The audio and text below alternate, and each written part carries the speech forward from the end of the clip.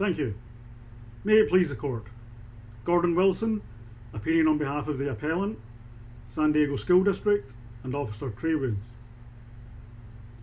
This court should reverse the lower court's motion for summary judgment for 3 reasons. Firstly, the First Amendment allows schools to maintain order if there is a disruption. Beyonce Davis caused the disruption by staging a sit-in in Officer Trey Woods' office.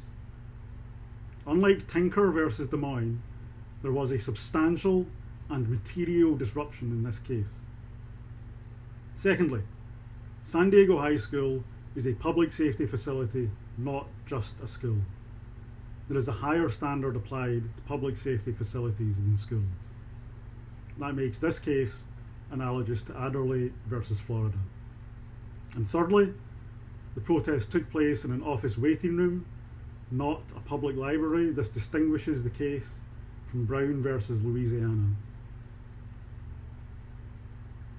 This case is about a disruption.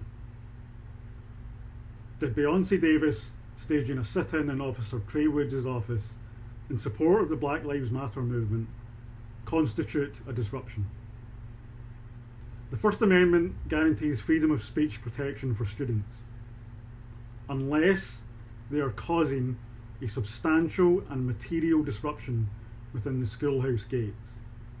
That is what distinguishes this case from Tinker versus Des Moines. In Tinker, the court used the time, manner, and place of the incident as the key elements to decide whether there was a disruption. On page 3 of the record, it states that Miss Davis was made aware that Officer Woods, who is a person of colour, was meeting students in his office over the lunch period. On page 10 of the record, it states that Officer Woods was meeting with students that were vulnerable to gang membership.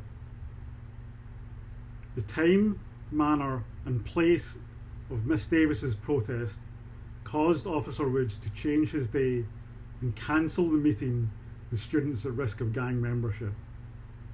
Cancel the meeting. That is the definition of a disruption.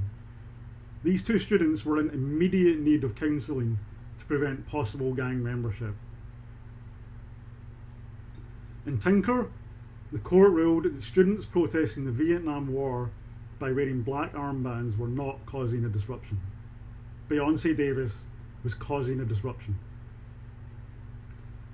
We agree with the dissent in Tinker. Justice Harlan stated that school officials must be given wide latitude to make decisions concerning order and discipline of their schools. The burden should be on the challenger of a prohibition to show that the school official's decision was motivated by something other than legitimate school concern. In Tinker, they wore black armbands. That's it. There was no sit-in of an office. There was effectively no actual disruption to anyone carrying out their duties at the school. San Diego High School is not just a school. It is a public safety facility. This analogizes the case to Adderley versus Florida.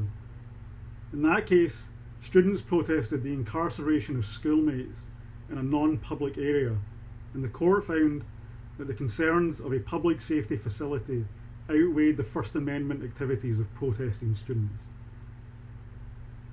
The district court convicted Adderley and 31 others for trespass with malicious and mischievous intent. The court reasoned that students were causing a disruption because they were blocking a non-public driveway and that it was an inappropriate place to conduct a protest. In the current case, Miss Davis protested in an inappropriate place. Miss Davis's choice of location led to Officer Woods not being able to carry out his duties. My opponent will argue that Adderley is distinguishable from the present case. He will say that in Adderley 200 students protested and that Miss Davis was on her own in the case at hand. Whether there is 1, 3, or 200 protesters, a disruption is a disruption. The act of protest caused Officer Woods to not be able to undertake his duties.